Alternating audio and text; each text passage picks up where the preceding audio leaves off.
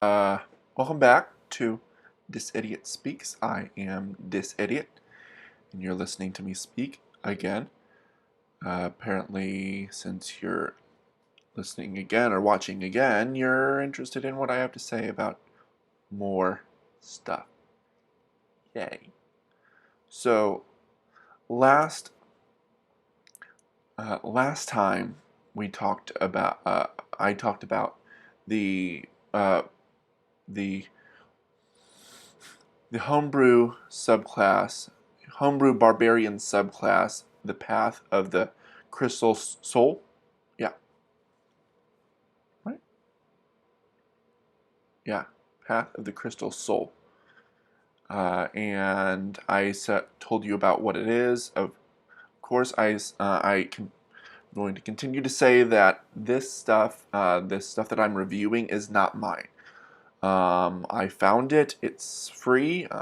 If I get enough money, I can support it. I strongly suggest if you enjoyed my reviews and you really like the subclasses yourself, the homebrew stuff I review yourself, I would suggest that you also support them on, I think they have Patreon or whatever else.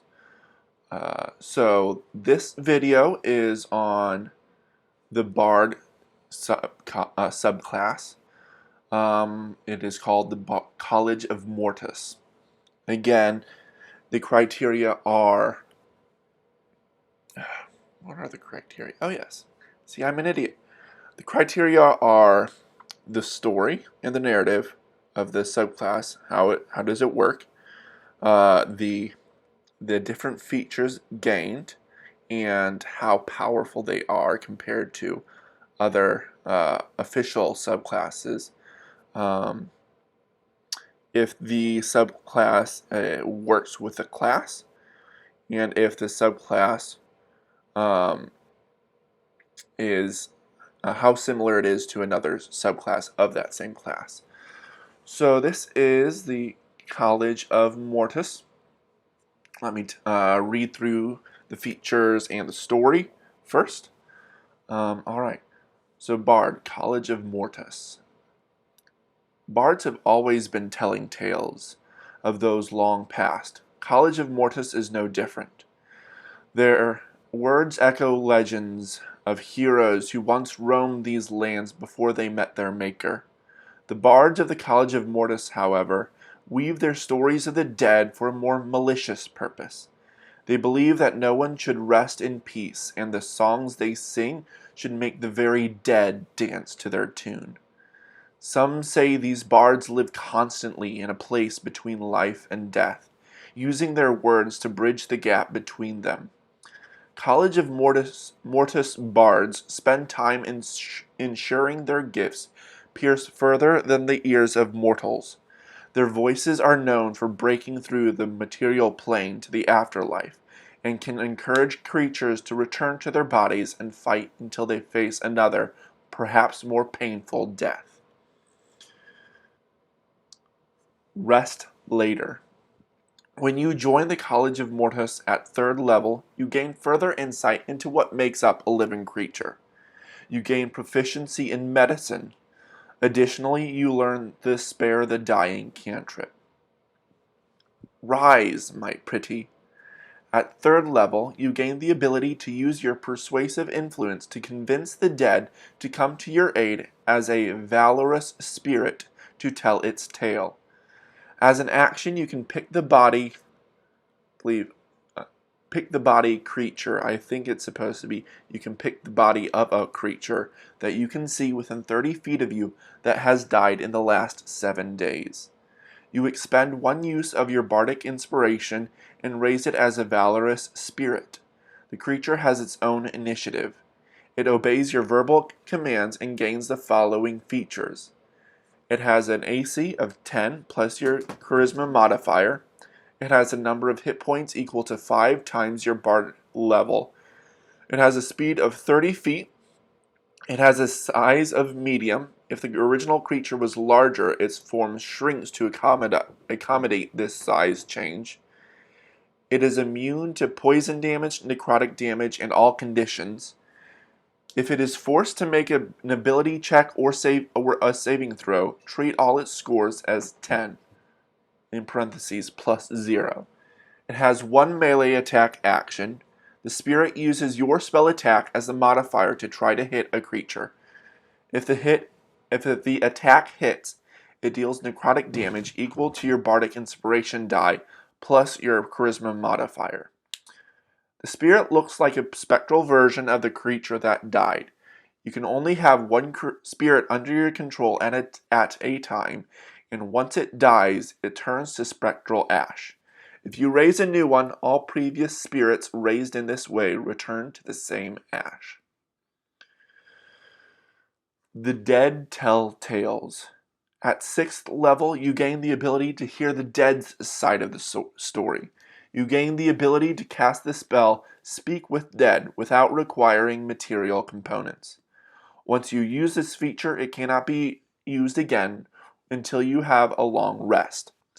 Additionally, when you make a Wisdom Medicine check, in order to determine how a creature died, you have advantage on the roll. Spirits, please try harder. At 14th level, your mastery over the forces of life and death make you and your spiritual fans quite the hassle for your enemies. Your valorous spirits gain the following features. The spirit now adds your proficiency bonus to its AC. If it is forced to make an ability check or a saving throw, it can now add your charisma modifier to the roll. The spirit now deals necrotic damage equal to 2 of your bardic inspiration die plus your charisma modifier. The spirit now gains an additional action to attempt to scare people around it. The spirit targets creatures within 30 feet and forces them to make a wisdom saving throw against your spell save DC. On a failed save, the creature is frightened of the spirit for 1 minute. On a successful save, the creature is immune to this effect for 24 hours. The creature can repeat its save at the end of its turn. I don't want to end up like that. Also at 14th level, whenever you summon a spirit, you roll a bardic inspiration dice which aids your allies. Roll the die and give any creatures of your choosing within 15 feet of the spirit you summoned temporary hit points equal to the amount rolled plus your charisma modifier. This feature does not expend a use of bardic inspiration. It triggers automatically when you summon a spirit. No COVID. Alright, so story-wise, I think it's an interesting story about not only telling the tales of the long departed, but also bringing them to life to put another layer, another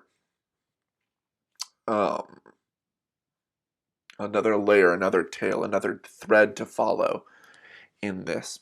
And it does make it more malicious. It definitely is a darker, a little more evil bard. Although you can probably make it a little lighter in regards to tone.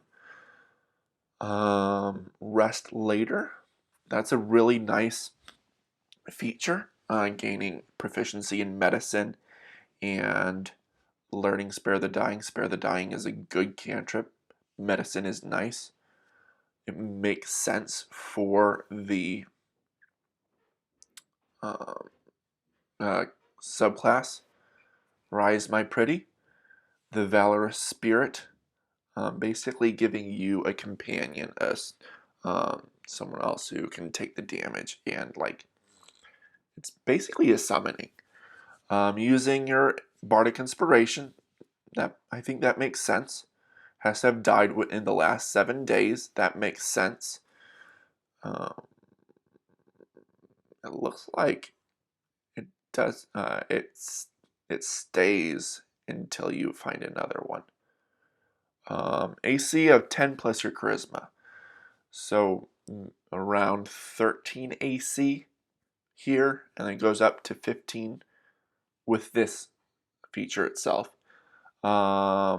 Hit points equals to 5 times your bard level So that is, here it's 15. So it's a 13 AC and 15 hit points. That's reasonably beefy for a summoned creature, especially at low levels. 30 feet, medium, that's fine.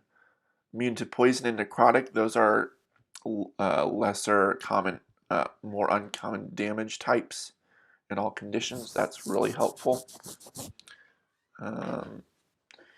If it is forced, all of its ability scores are 10. Hey, I'm sorry. That's fine. What? Yeah, that's fine. I can probably edit this out or something. I don't know. Figure it out. So the ability scores are 10 or plus 0. That's nice. The melee attack action, so uses your spell attack as its modifier. So here, if your charisma is a +3, so which is the AC 13, then it would also be a +5 to hit. Makes sense, a little more powerful.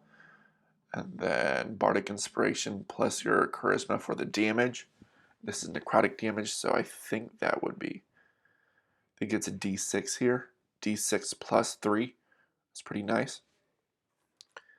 Nice to soak up some damage. And it does improve as you improve. The Dead Tell Tales. Speak with dead without requiring material components. That's a nice thing. It's only once per long rest, which makes sense. That's a nice niche spell to have. I kind of want to see, like, flavor wise how it's Speak with Dead is without requiring material components, because usually I believe you need a head or a skull that has a jaw, and so without requiring that, does it like summon it? I don't know. A medicine check in order to determine how a creature died. You have advantage on the roll. Makes sense. I don't think that's too powerful. 14th. I just want to make sure.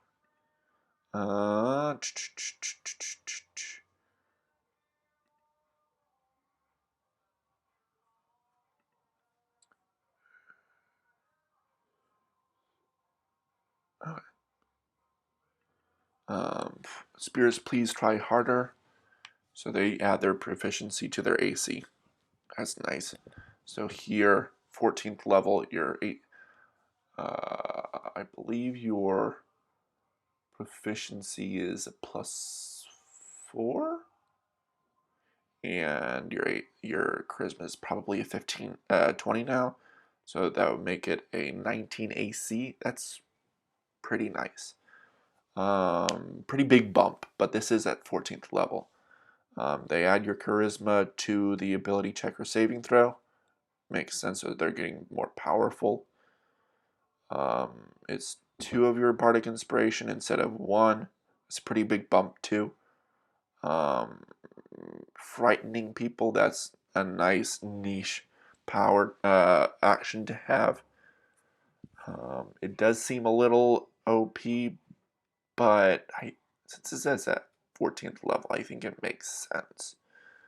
Also at 14th level, you give creatures of your choice within 15 feet of the spirit temporary hit points equal to the amount you rolled with the inspiration die plus your charisma modifier. That's the I don't want to end up like that. That's really nice. Helps support the party. So I would say just a little. Any bad things would be the grammar of as an action you can pick the body creature that you can see. I think it means you can pick the body of a creature. That's nitpicking. I think the summoning at 3rd level is a little powerful. I don't know how to reduce it. Maybe it's just charisma for attack and damage.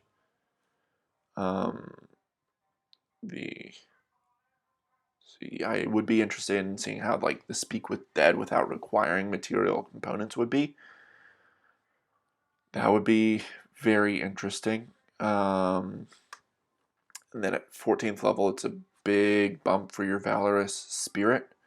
It sounds like you can still only do one valorous spirit at a time, which makes sense. It'd be their damage bumps up, their ability checks and saving throws bumps up, their AC bumps up, and they get a new action. That's pretty powerful. Although at 14th level for this would be pretty powerful for a lot of other ones.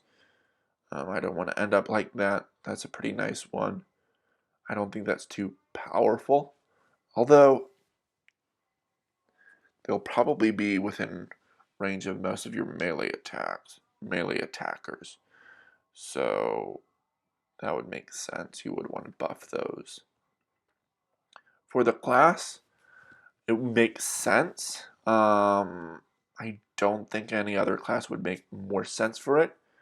The only subclass I would think that would make that would be a good enough comparison is College of Whispers, which is with the psychic blades,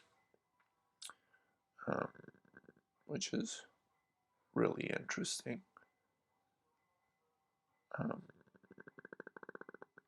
Let's see here, but really isn't.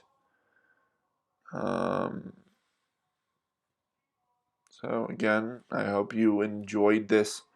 I hope you enjoyed this this video. I am. This is this idiot.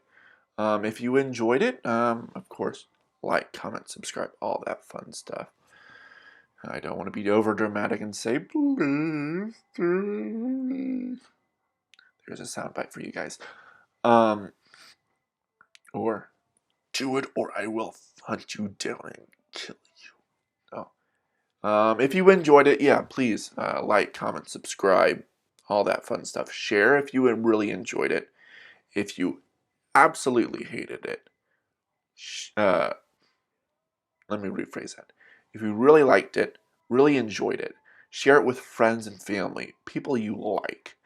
And if you hate it and you think it's terrible and all that fun stuff, all that terrible stuff, then share it with your enemies, the people you hate. And it's a win-win for me.